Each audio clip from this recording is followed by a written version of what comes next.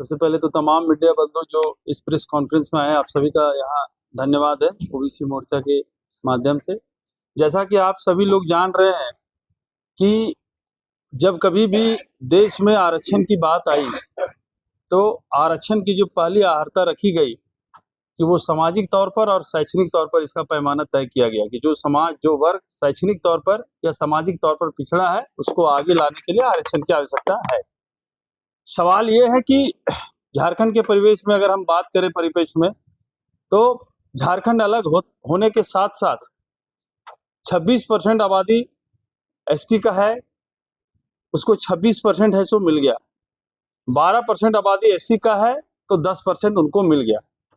लेकिन पूरे भारत में आप जान रहे हैं कि ओबीसी को 27% आरक्षण कम से कम देने का प्रावधान है। वो कोई गिनती और काउंटिंग का आधार नहीं है, क्योंकि सुप्रीम कोर्ट ने एक आहर्ता बनाई कि भाई 50% से अधिक आप आरक्षण नहीं दे सकते हैं।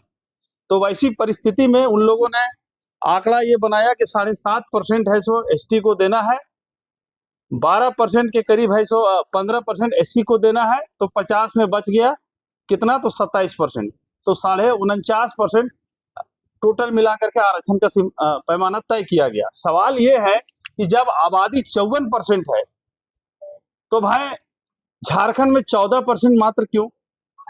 क्या हमारे यहाँ गरीब लोग नहीं है? क्या हमारे यहाँ स्ट्रगल करने वाले लोग नहीं है? अब इसकी स्थिति क्या भयावह स्थिति इसकी क्या पैदा हो रही है?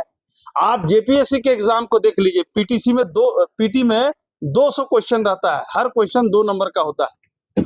अब ओबीसी का जो लड़का, ओबीसी समाज का लड़का, 165 प्लस जातियां जो हमारी है, वो 130 नंबर ला करके पीटी में नहीं आ रहा है।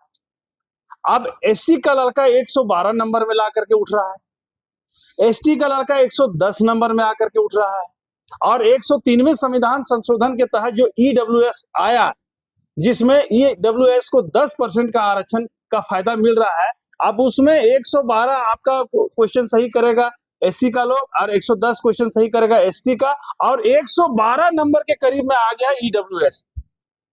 अब ओबीसी का कटअप जा रहा है 130 नंबर क्वेश्चन में, और बीसी आपका ये एससी एसटी और ईडब्ल्यूएस का कटअप 112 और 113 में।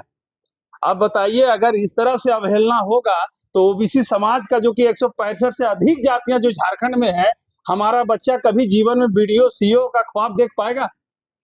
क्या कभी बीडीओ सीईओ हमारा बच्चा बन पाएगा? अभी हाल में रेलवे का रिजल्ट आया है, उसमें ओबीसी का कटअप कितना गया है? 70%। ईडब्ल्यूएस का कटअप कितना है? 58%, 56%। अब कहाँ 56 नंबर और कहाँ 70 नंबर? तो आप एक कहते हैं कि भाई आप आगड़े के हैं और हम लोग पिछड़े के हैं। चलिए ठीक है, तो जब ओबीसी का ही बच्चा सबसे अधिक नंबर ला करके आ रहा है तो हम लोग फिर पिछड़े और BC1 और BC2 और क्लासिफिकेशन और क्रीमी लेयर क्यों भाई? हम लोग को आप बांट रहे हैं, जैसे अंग्रेज उस समय हम लोग को बांटा हिंदू मुस्लिम में, जातिवाद में बांटा, वैसे आप कहीं ऐसा कोई क्रोनोलॉजी तो सेटअप नहीं कर रहा है। तो ओबीसी समाज को BC1 में बांटो, BC2 में बांटो, और साथ ही साथ और कुछ बच जाए तो क्रीमी लेयर में बांटो।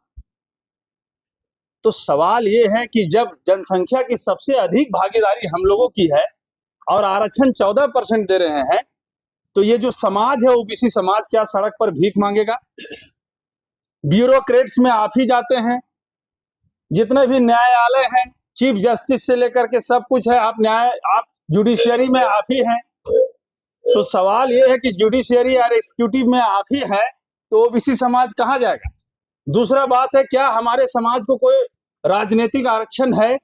क्या कहा गया है राज्य में कहीं में? जैसे राज्य को ये प्रावधान है, विशेष प्रावधान है 15(4) और 16(4) के तहत, कि राज्य सरकार अगर चाहे तो सामाजिक तौर पर और शैक्षणिक तौर पर जो वर्ग पिछड़ा हुआ है उसको है सो आप अलग से उसको आरक्षण दे सकते हैं, जिसके तहत तमिलनाडु में 69% आरक्षण का प्रावधान है। सवाल है ये है कि क्या राज्य सरकार को ये नहीं दिख रहा है कि तमिलनाडु सरकार 69% का आरक्षण दे रही है?